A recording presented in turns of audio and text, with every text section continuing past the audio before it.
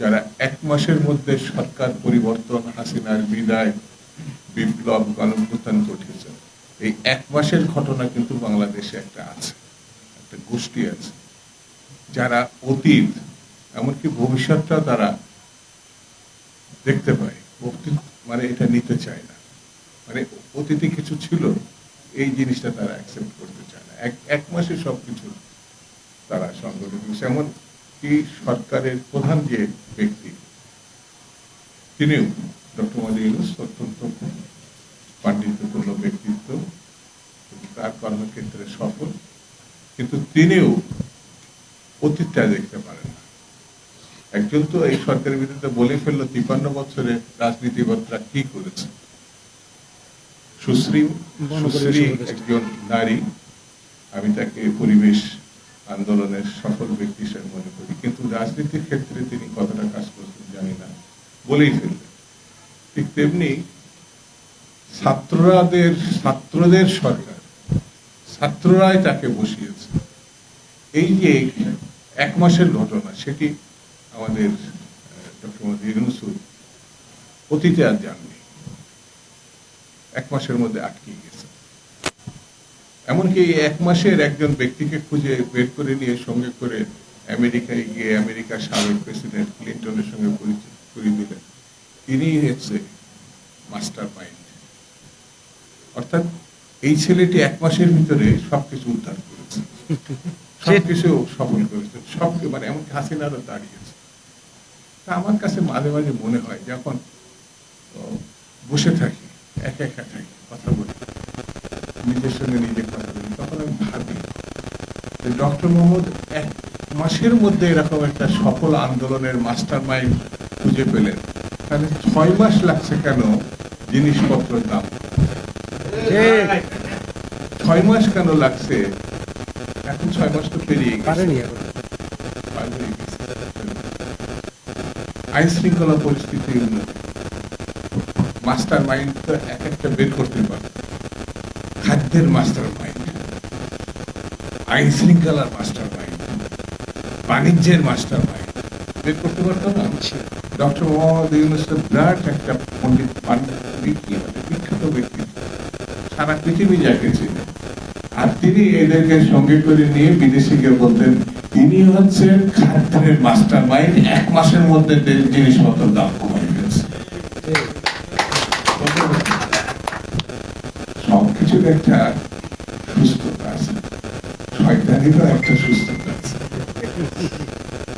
এই কথা লোক গত 6 মাসে বাংলাদেশে যা করেছে, তা স্বীকার অস্বীকার করেছে। যেমন এক শ্রেণীর খেলোয়াড়ই বলবো, এটা তৈরি হয়েছে জাতীয় ইলেকশনের আগে স্থানীয় ইলেকশন। খুঁজে খুঁজে দেখবেন এই কথাগুলো যেখান থেকে বেরিয়ে আসছে, তারা 71 সালে মুক্তিযুদ্ধের সময় পাকিস্তান থেকে,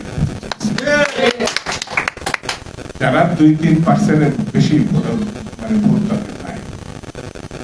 এটা ভালো করে সুস্থতার সঙ্গে চিন্তা করে এদের চেহারা, চালচলন, কথাবার্তা সব সময় একটা গোষ্ঠীর মধ্যে আটকে থাকে। সুস্থতার রাজনীতি, সুস্থ রাজনীতি, গণতান্ত্রিক রাজনীতি, আগে তো এরা ইসলামী বিপ্লবের কথা বলত, এখন সেই বিপ্লব বাদ দিয়ে ভোটের রাজনীতিতে আসছে। ভোটটাও যাতে সুষ্ঠুভাবে না হয় সেই বিধি ব্যবস্থা তার দেশটাকে নিয়ে যেতে চাচ্ছে। আমার এলাকায় আমি যখন নির্বাচন করি 96-এ, তখন আমরা আমার দল নেতৃবৃন্দ, তার ভিতরে একজন এখানে বসে আছে, ওই যে আমাদের সংক্ষেপে নাম টিরু ভাই, রাজনীতি করছে। তো একটা গোষ্ঠী এসে, আমি নাম বলবো, তারা এসে বললো যে এই জায়গায় আমরা আপনাদের পক্ষে কাজ করছি, মানে বিএনপির বাইরের লোক, এই জায়গায় এই অমুক জায়গায় থানা, ইউনিয়ন ওয়ার্ডে। তো তারপরে বললাম তো করেন, অসুবিধা কি, আমাদের পক্ষে কাজ করছে। বলে ভাই আরেকটা ফর্দ বের করতে হবে, আমাদের 40 লাখ টাকা খরচ হবে, 40 লাখ টাকা দিতে।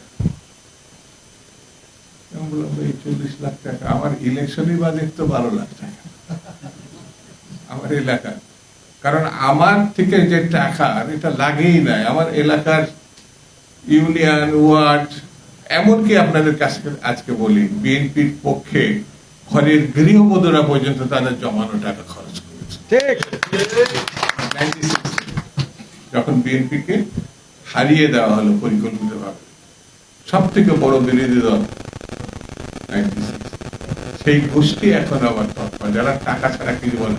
আপনার কেউ কেউ হয়তো 5-10 হাজার টাকা চাঁদাবাজি করছে না, আমি বলবো না, হয়তো কেউ কেউ করছে, কিন্তু ব্যাংক দখল করে ফেলেছে, কোচিং সেন্টার দখল করে ফেলেছে, 20 তলা হাসপাতাল দখল করে ফেলেছে। এদের কথা কোনো জায়গায় পত্রিকা লেখারও সাহস পারে না, আলোচনায় হয়, এটা তো জানে না এরা তৎপর। তাহলে গণতান্ত্রিক বিধি ব্যবস্থা যারা পছন্দ করে তাদেরকে আরো তৎপর হতে হবে, আরো ঐক্যবদ্ধ হতে হবে, আরো সতর্ক হতে হবে, না হলে ভবিষ্যৎ খারাপ।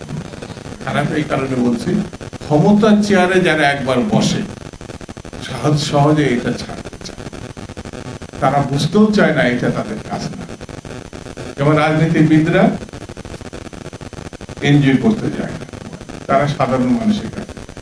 এনজিওর যে অত্যাচার, তাদের থেকে রক্ষা পাওয়ার জন্য রাজনীতিবিদের কাছে তারা আসে, কেউ কেউ গলায় দড়ি দেয়, তারা এত হতাশ। রাজনীতিবিদরা একমাত্র বাংলাদেশ শুধু না, সারা পৃথিবীতে স্বপ্নের জাল করতে চায়। কখনো সফল হয়, জনগণকে কখনো সাফল্য দিতে পারে, কখনো নাও দিতে পারে, কিন্তু শেষ বিচারে রাজনীতিবিদরাই দেশ পরিচালনা। সেই রাজনীতিবিদ যখন বিচ্ছিন্ন হয়ে যাবে, তাহলে দেশে কঠিন অবস্থা, ভবিষ্যৎ অনিশ্চিত। সেই জন্য রাজনীতিবিদদেরকে যারা ছোট করছে, তারা আসলে স্বৈরতান্ত্রিক ব্যবস্থারই প্রতিচ্ছবি তুলে ধরেছে।